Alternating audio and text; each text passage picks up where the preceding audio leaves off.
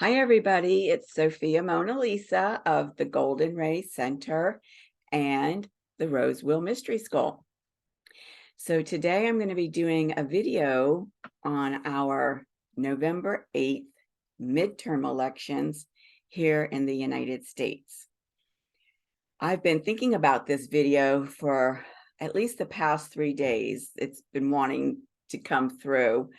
And of course, like most people that are probably going to be watching this video, I've heard all the chatter as well around what's anticipated with these elections, what may or may not happen. Will they actually, occur? Or will they be canceled? If they occur, will they be legitimate, or will they not be legitimate? Will number 45 get arrested? I mean, I've heard it all, and I'm just kind of keeping an open mind around all of that. And so I thought it would be great to take some time and look at what's actually going on in the cosmic dance on this day to get maybe a higher perspective around the events of the day, because they are so significant, not only for us as a nation, but also for the world, because we know that what happens in our country has a huge impact on the rest of humanity. So the first thing I want to bring into your awareness about November 8th is that it's a really unique day because we've got the convergence of 3 very significant events on this day. Of course, we have the midterm elections, and we have a total lunar eclipse. And that total lunar eclipse will be at 16 degrees of Taurus. And then across the sky from the total lunar eclipse, we are having the first significant Mercury event of the Mercury synodic cycle. The Mercury synodic cycle has 4 events, so we're kicking off a whole new Mercury synodic cycle. And that superior conjunction, which is the first event, which means that Mercury and Sun are standing together in the sky above the horizon, is going to happen at 16 degrees Scorpio. And it's going to happen just about 5.5 hours past the greatest point of the total lunar eclipse.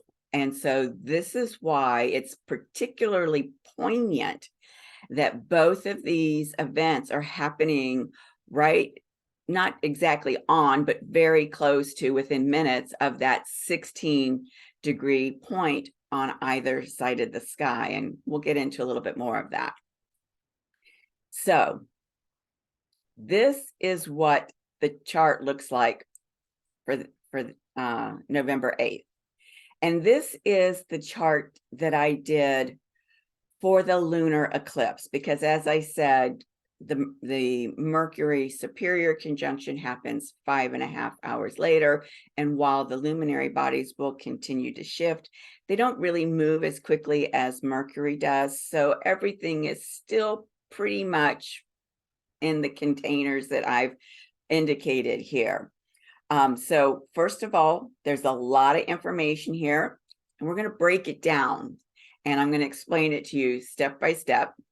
But let me show you where that lunar eclipse is showing up here in the chart. And so anytime you have a lunar eclipse, it always happens at a full moon. And a full moon means that the moon, and this is the glyph for the moon, is occurring on one side of the sky, and the sun is standing exactly across from it in the sky. So we see the sun here at 16 degrees 1 minute, the moon here 16 degrees 1 minute. So a lunar eclipse always happens at a full moon. And I'll talk a little bit more about that in a minute. We'll notice here that with this lunar eclipse, there's a lot of star power. Over here with the sun, we have Asmodeus. We have Mercury that's getting really super close to that superior conjunction. And we have Venus in the sky. And over here with the moon, we've got the North Node and we've got Uranus retrograde. Now, I will tell you that eclipses also happen in alignment with the lunar nodes. The North Node is a lunar node. And while it's not marked over here on the chart, where you see the North Node here exactly across the sky at the same degree and minute is where you're going to have the South Node. And so the eclipses align with those lunar node locations.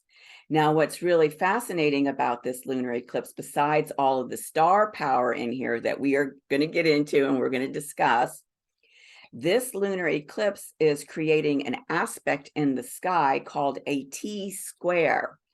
So you can see that aspect because this opposition here is the top of the T, and then we've got the base of the T, the stem of the T coming down. And while you can't see it down here because of the way that the slide is created, I can tell you that down here at the base of this stem is the planet Saturnia, and she's at 18 degrees Aquarius, 49 minutes, almost 19 degrees. So that's one really big thing that we're going to talk about in terms of the lunar eclipse and the T-SQARE that it's forming to Saturnia. The other thing that's happening with the lunar eclipse is that we've got Osiris here in Virgo, and Osiris, in the way I read, stands for the cosmic Christ. And so we've got the cosmic Christ beaming his energies over here to all of this star power in the sign of Taurus, flowing all of that cosmic Christ energy into that lunar eclipse event. And because I have this North Node here, the other thing that you need to know about eclipse events is, and the fact that they align with the lunar nodes, is that they're very much a part of our evolutionary progression. And what they do is they actually get us back on track with our evolutionary progression. So the analogy I use is like the Grand Prix racetrack ride over at Disney World, if you've ever been there. When you get on in your car to go on the Grand Prix racetrack, down your track, there's this metal bar.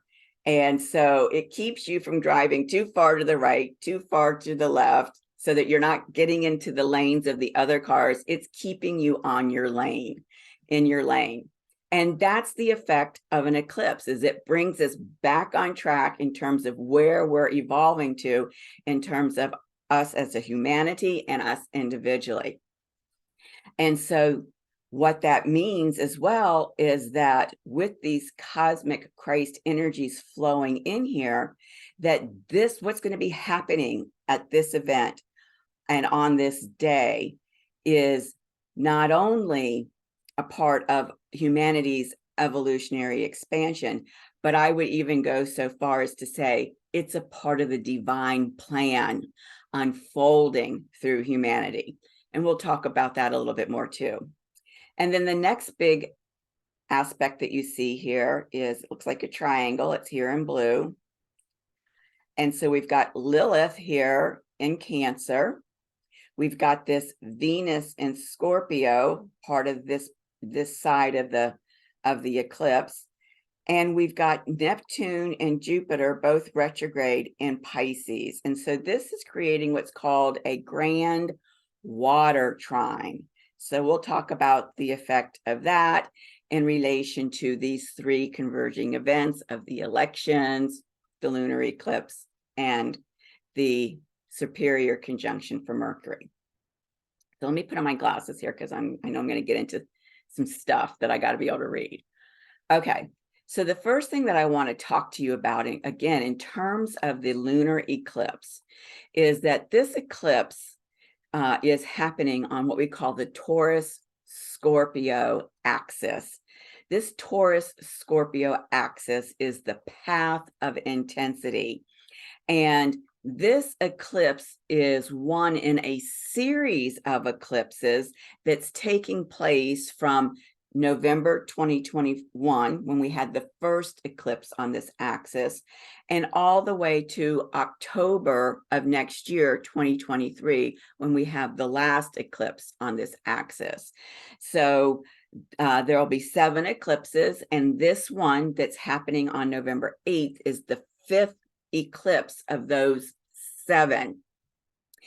The other thing that you should understand about eclipses is that they have a window of about 6 months in terms of the energies that they're influencing and how they show up in our external manifestation in our external world. So that's something to keep in mind. And I'm going to come back to that significance in a little bit as well. But let's talk about this path of intensity and what that means. It's really referring to, and I'll go back to the slide to show you, this Venus in Scorpio. Venus is the sacred feminine. The sacred feminine in Scorpio is Shakti. And let me go back again. In Taurus, which is all about physical embodiment, the physical embodiment of Shakti is our Kundalini energy. And that's what this image is showing you here, the Kundalini energy rising up the Sushumna. And you'll notice that over this image here, you'll see what you will recognize as the caduceus. And you know where else we've seen the caduceus besides the medical field? We've seen it. Let me just go back here again. Right here in Mercury's hand, he's got, it looks like a sword, and he's got the double snakes intertwining coming up the sword. That's the caduceus that Mercury is holding there. So this is really significant, because what this image really is depicting is the movement of this Kundalini. And so along the Sushumna, which runs right down your spine, you've got 2 energy lines. I think nadis is the word that they call it. One is the Ida, the other is the Pingala. And so the snakes going back and forth, crossing over each other, is the energy of that Kundalini as it's rising, going back and forth through the Ida and the Pingala, coming up the Sushumna. And of course, then we have the wings here, because what happens is when you have a full-blown Kundalini awakening, they call this moksha, right? Liberation, enlightenment. So you are like taking off. You're no longer bound to your physical body. So this speaks to something really important about what's going to be happening at this lunar eclipse. And it comes back to Mercury here and Uranus here, okay? So we know that we have Saturnia down here in Aquarius. Aquarius is an air element. The air elements have to do with consciousness, with the mental body. And so Mercury, as the cosmic messenger, also has to do with consciousness, the mental body, the way that we communicate, but in many, many facets, the way that we receive information, the way that we store information, the way that we process information, the way that we retrieve information, the way that we communicate information. It's got many, many facets here. And so one of the key things that's happening with this lunar eclipse and this T-SQARE is that there is going to be an awakening, a mental awakening. Many of you may feel like there's a bunch of people around you whose minds are completely shut down because they think that, you know, everything that they hear is a conspiracy theory.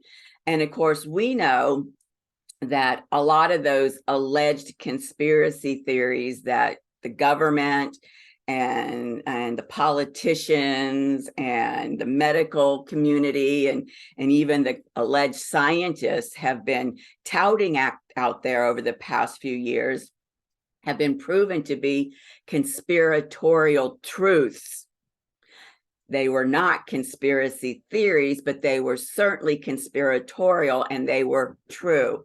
And so these minds that have been shut down, almost as if the lights are not on and nobody's home, are going to be awakened, and they're going to be illuminated. And you might ask yourself, how is that possible when you're having a lunar eclipse?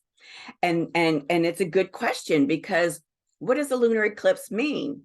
It means that when you've got that full moon, I got to get my hands right here. You've got that full moon. So the sun is on one side, the moon is on the other side.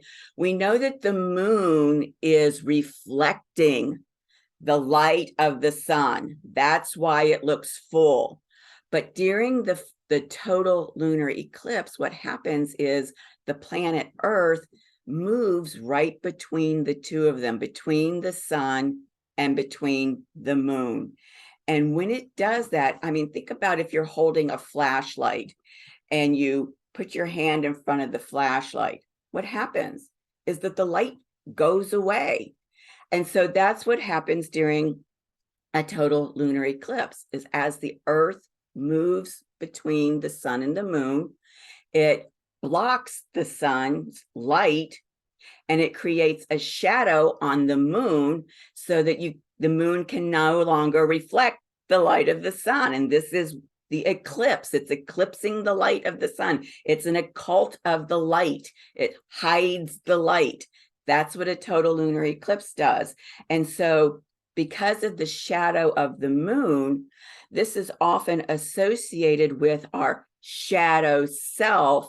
And so how can the mind then be illuminated and awakened? And I'm going to get to that in just a second. So let's talk first about this shadow piece, because it's really significant for these three events to understand what's going on. And remember what I said, that this lunar eclipse is forming this aspect in the sky that is a T-square. So let me just tell you quickly something specific about this T-square. Because it's in the signs of Taurus, Scorpio, and you can't see the glyph for Aquarius down here, these three astrological signs are called fixed signs, which means that this T-square has the effect of a fixed T-square. And what is that effect? Well, with a fixed T-square, what am I always talking about? You can either have breakthroughs in consciousness or breakdowns in consciousness. And for people that are not ready for the breakthrough, okay, and there's no judgment here. I mean, think about the rose on the bush. Not every rose is in full bloom. There are some that are buds that are so tightly closed still that you can't even see what color the rose is. And there are other buds that are starting to open. So there's no judgment here. But for those that are not in full bloom and are not ready yet for these frequencies, what happens is they can get bogged down. They can get stuck in a rut. And so let's look at how that affects the shadow side. So over here, I've got this really groovy image of our shadow self and our illuminated self. And the thing about us is that we're very much like the moon. We require other people to reflect back to us the parts of us that we cannot see. And in many instances, while that's also oftentimes the light, reminds me of that Marianne Williamson quote about the things that we're, the thing that we're most fearful of is how great and powerful we are. What's often reflected back to us is our shadow self. We cannot see our own blind spots. we can't. I mean, think about driving a car. You know that your rear or your side view mirrors, there's blind spots, and you start to move over into the next lane, and all of a sudden you hear, because you didn't see the car that you're getting ready to run into. We need people to mirror back to us our blind spots, our shadows. So these lunar eclipse events are really good events for this. And getting back to the whole nodal point, the north node and the south node, you could even say that the shadow side is reflective of the south node, and our illuminated side is reflective of our north node. So in terms of the T-SQARE energies that are being activated through this lunar eclipse, on the shadow side, where people can get bogged down, get stuck in the rut, is when they start to respond or behave in a very submissive, compliant, or weak way. And so if you think about this election coming up, that could pose a lot of issues for the sovereignty of our nation if, depending on what happens, the response is either submissive and compliant or weak, or even in terms of just even getting out the vote, people thinking, oh, it's fraudulent, so why even, take the time to cast a vote? It's not going to make a difference anyway. So they've been kind of beat down, and again are exhibiting these submissive, compliant, weak expressions of the shadow. Now, on the illuminated side of that fixed T-SQARE, then, what's the opposite of that? Well, people are going to be much more flexible. They're going to be much more reasonable. They're going to be much more broad-minded. And you may be thinking to yourself, I can't imagine that possibly happening. But for the people that are having breakthroughs, this is what they will be exhibiting. And for some people, maybe the first time in their life that they're exhibiting these behaviors, these qualities, or even since this whole psyop of the pandemic started several years ago, maybe the first time that they've kind of like reclaimed these behaviors for themselves. Now, in terms of these Taurian energies where the lunar eclipse is happening, I mean, it's happening on the axis, but we say it's a lunar eclipse in Taurus. So we look at the shadow side of Taurus, and Taurus can be reckless, it can be corrupt, it can be illicit. Also, we really probably even identify these behaviors more so even with Scorpio on the other side of that axis. And then in the illuminated side, we would be seeing people who are cautious, ethical, and following due process. So these are some of the things that will be coming up on the national level, in the individual level, and through the entire midterm election process. These are the kinds of things that you're going to be seeing. And so I go back to, well, then how is it possible that these minds are going to be having this awakening? So what I'd like to remind you of is that we've got Uranus involved here.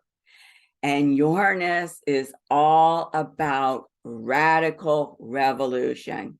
It's about those, sudden bolts of lightning right out of the blue, the ahas. And with Saturnia in Aquarius, Aquarius has to do with the higher mind, not the lower mind, the higher mind, not the critical mind, the higher mind that can see the big picture, that can access the higher frequencies and the more refined expressions of the higher frequencies. And so with this opposition here between the superior conjunction and Uranus as a part of this lunar eclipse, what it'll seem like is that the lights go off, right? The eclipse happens, the lights go off, but 5.5 hours later is when this superior conjunction happens. Mercury, that's at 15 degrees, 52 minutes at the eclipse, comes up to meet the sun in 16 degrees. And at that point, when Mercury and the sun come together, sun is illumination, and they're standing across the sky from Uranus, it's like somebody has flipped a breaker switch, and all of a sudden, boom, the lights are back on, but it's not the same level of illumination. It's not the same frequency.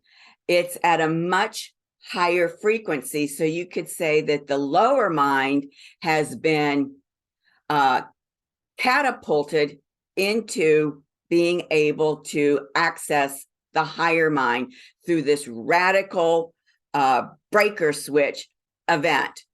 And with Saturnia and Aquarius down here at the base of this T-square, Saturnia is how we birth things from the intangible world into the tangible world. And so how we're birthing in Aquarius from our multi-dimensional self into, in terms of Taurus, the embodiment of our physical self. So all of those gifts that are the manifestation of the refined frequencies of the higher mind are now going to be embodied with us. This Saturnia is acting in a way to like create the space within us. So think about like back in the day when most everybody had leather shoes. I mean, now it's like a real luxury to have leather shoes. Most shoes these days are made from synthetic materials.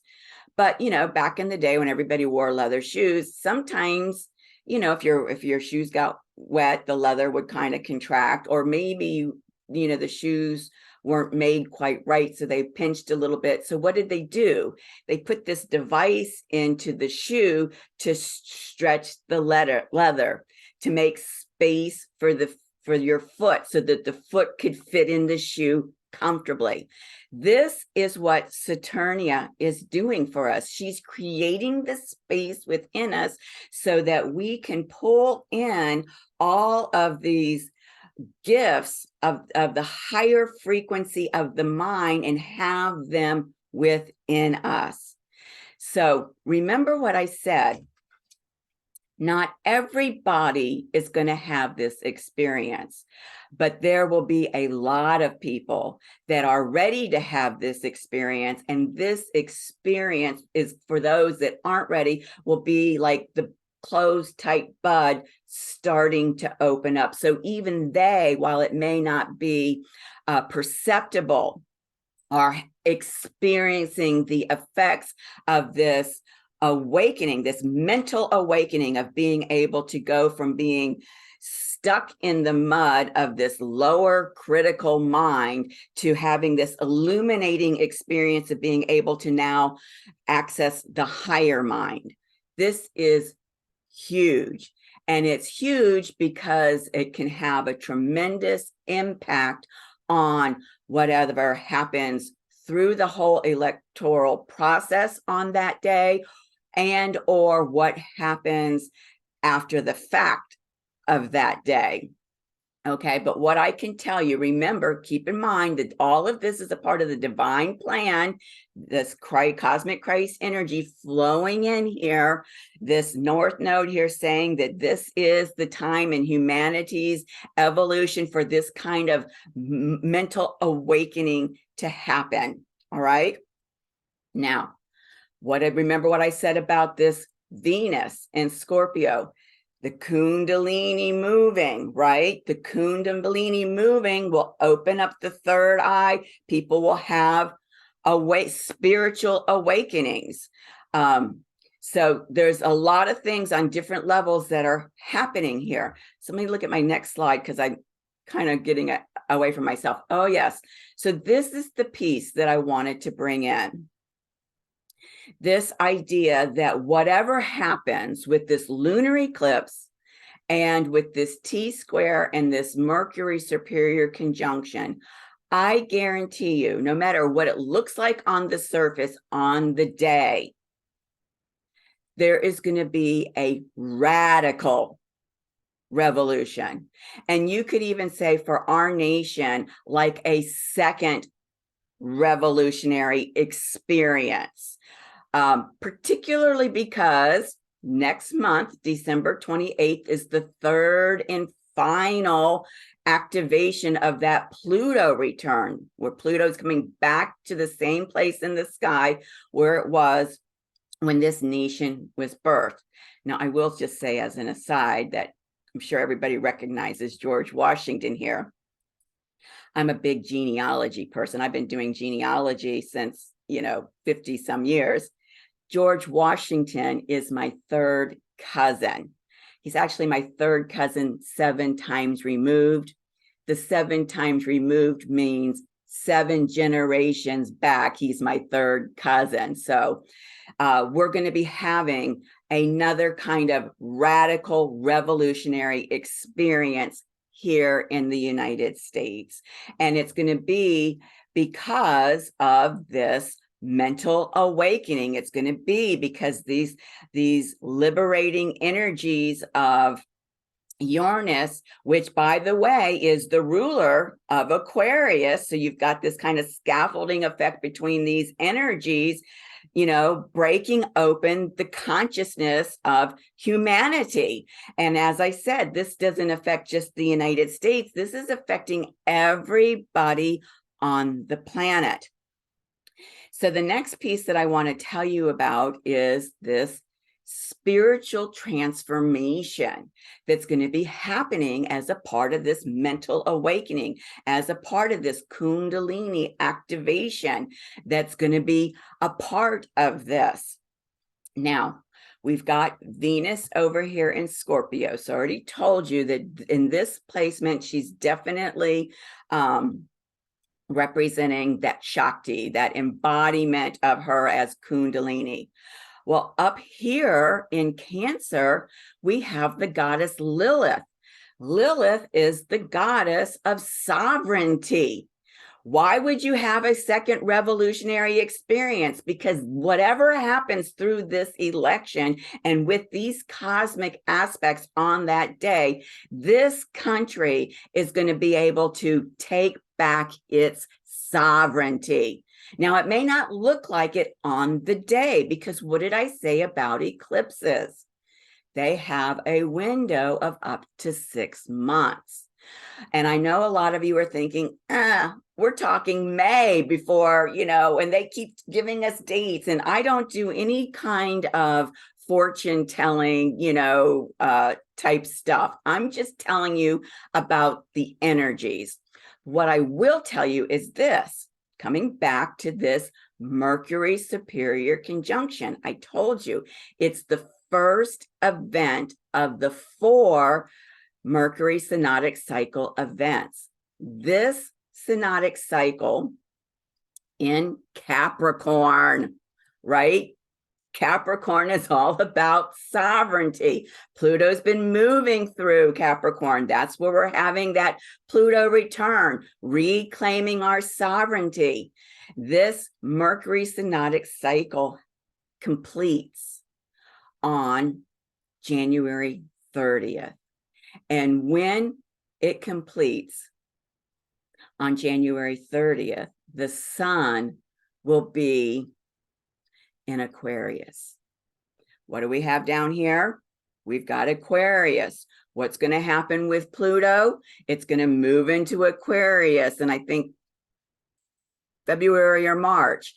So you see, we're already going to be seeing by the end of January, however this is going to shake out, we're going to be seeing it start to show up by the end of January, maybe even as early as January 7th, when we have that Mercury inferior conjunction. That's when the Mercury and the Sun stand together below the horizon. That's actually the day before my birthday. It's the most potent, most alchemical, most transformative time in the entire Mercury synodic cycle. And so I'm trying to give you some hope here, okay?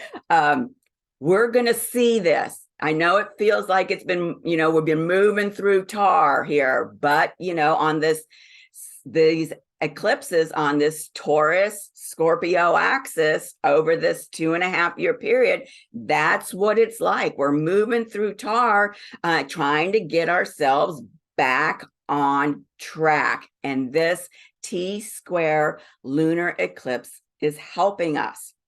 Now, what about, I got to finish talking about this grand water trine and this spiritual transformation. So what's over here in Pisces? Remember, Pisces is access to unity consciousness, the unified source field, compassion, divine love.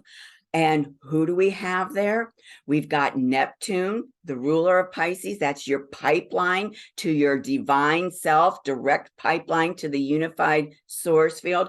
And we've got Jupiter amplifying that connection, making it even greater. So while this Kundalini experience is happening, it's being expanded. And as it's expanding and we're being liberated, we're able to take back our sovereignty. So let's talk about this water trine.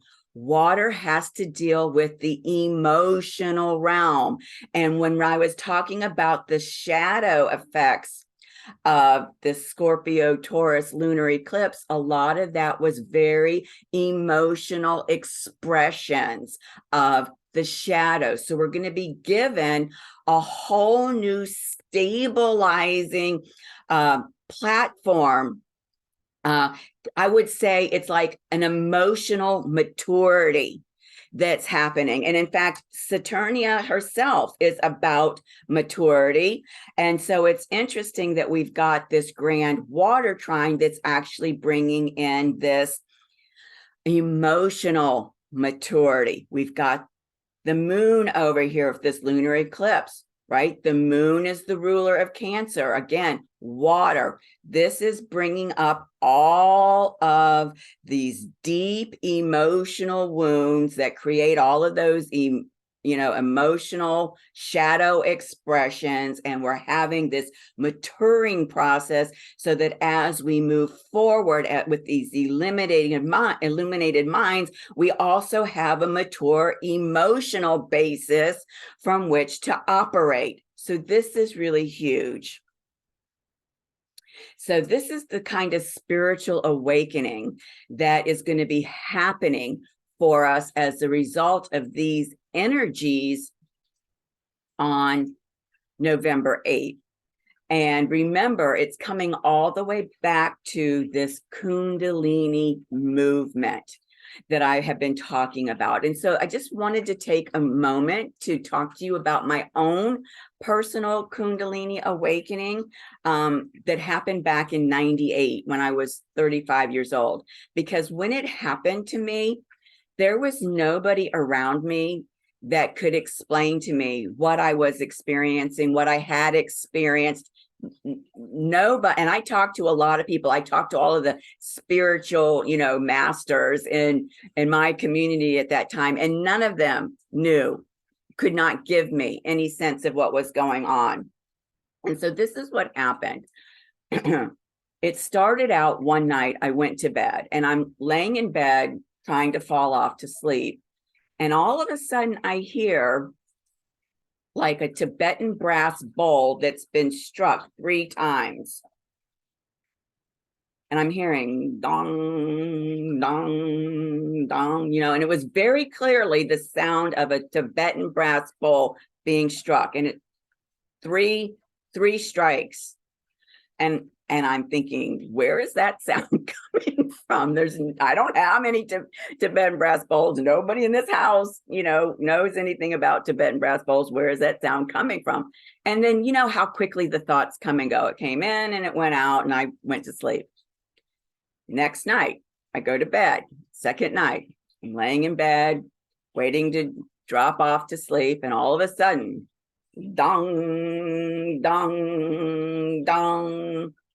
And I remember, oh, that happened last night too. Where could that be coming from? And then just as quickly as the thought comes, it goes, and I go to sleep. The third night, next night, I'm in bed, waiting to drop off to sleep. Once again, dong, dong, dong. And I'm finally like catching on. Something's happening here, and this is really bizarre. I don't know where this sound is coming from. So again, I fall asleep. The next night, the fourth night, now I'm ready. I'm laying there and I'm like, okay, when is it going to happen? I'm ready. And then all of a sudden, my entire bedroom started to shake. And the bed was shaking, and the floor was shaking, and the walls were shaking, and the furniture was shaking, and my body's shaking. And I'm thinking, holy moly, we're having an earthquake. I live in Florida. We don't have earthquakes in Florida. Oh my God, this must be an earth. We're having an earthquake. And just as my mind is thinking we're having an earthquake, all of a sudden I hear this loud,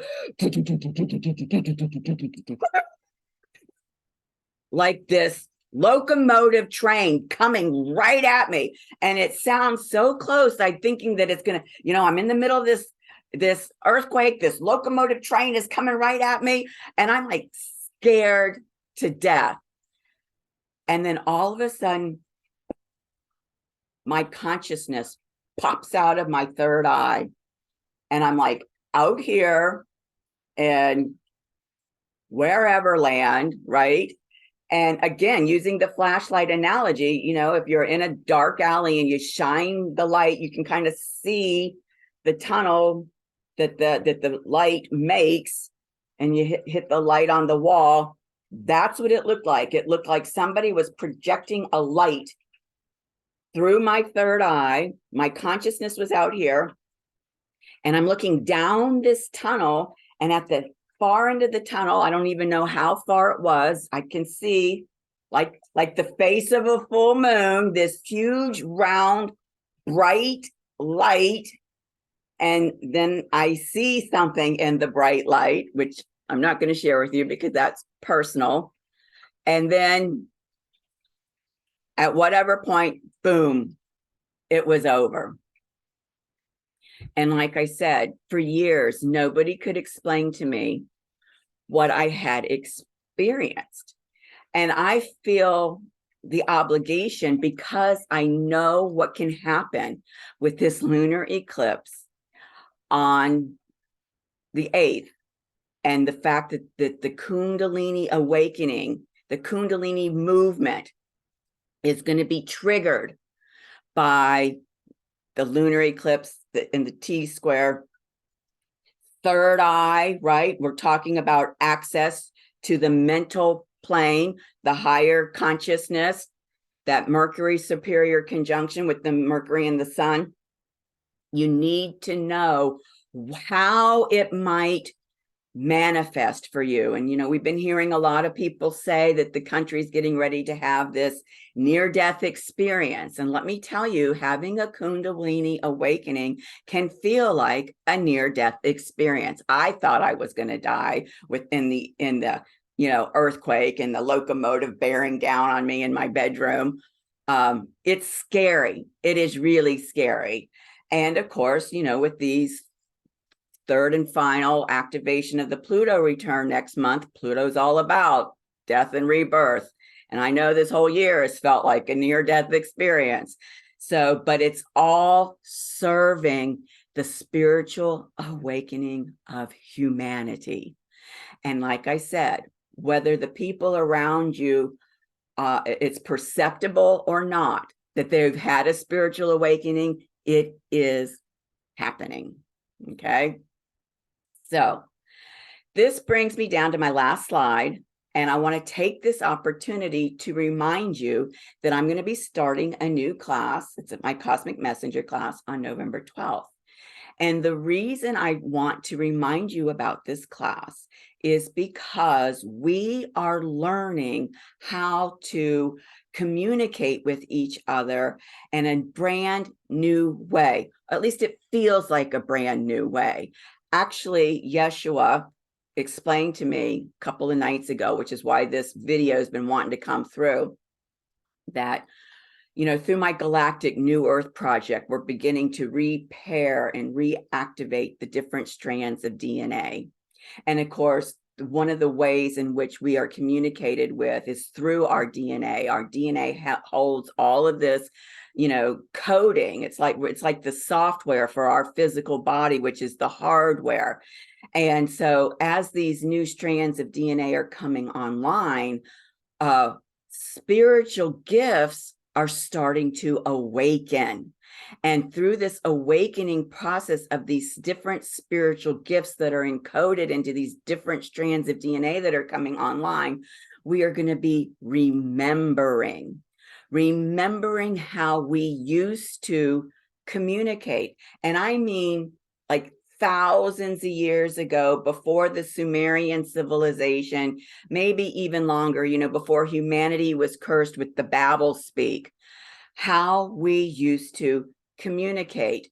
And I know that we're used to using the word language. We use language to communicate, but Yeshua said that it's not really language. That's just what we know it as, but it's like a Christed language. But again, it's not a language. We just don't have the word for what it is. And so he said it's kind of like how we do live streaming over the internet. He said, but it's life, L-I-F-E, life streaming. And it's more of a transmission. He called it a crystal transmission, as a kind of Christed language. And so as all of these spiritual gifts start to awaken, we're going to be remembering how to communicate with each other through this type of life transmission, this Christed language. And so this Cosmic Messenger class, that's going to be based on the Mercury synodic cycle, is going to be very much a part of helping us as we bring all of those strands of DNA online to embody, remember, embody, and start utilizing this higher frequency of how we are going to be communicating with each other. I'm hearing through at the quantum level, we're going to be communicating at the quantum level. We're so used to, in these physical bodies, we've got the nonverbal expression, we've got the verbal expression.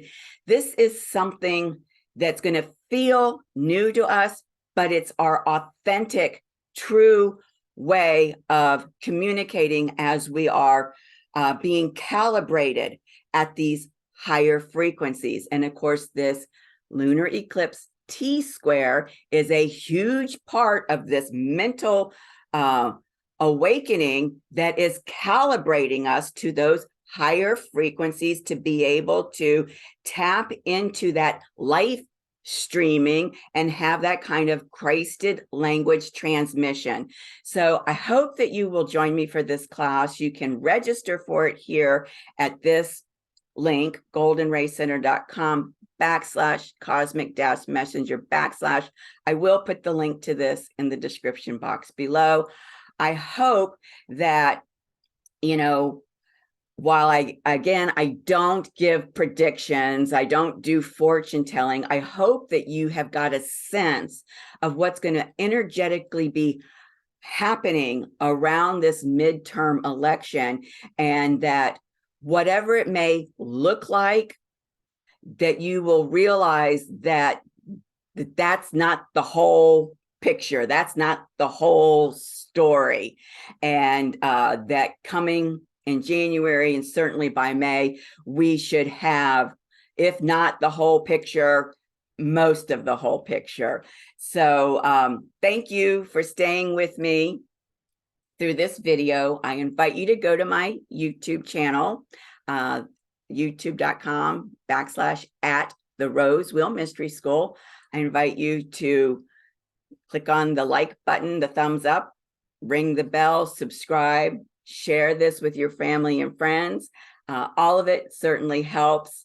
And I hope that with all of the speculation out there on what may or may not happen, that this will have created some space in your own mind for you to receive your own downloads about what this event, this second radical revolutionary event is all about, not only for our nation, for us individually as Americans, but for all of humanity around the world. So thank you. I really appreciate you joining me, and I'll see you next time. Bye-bye.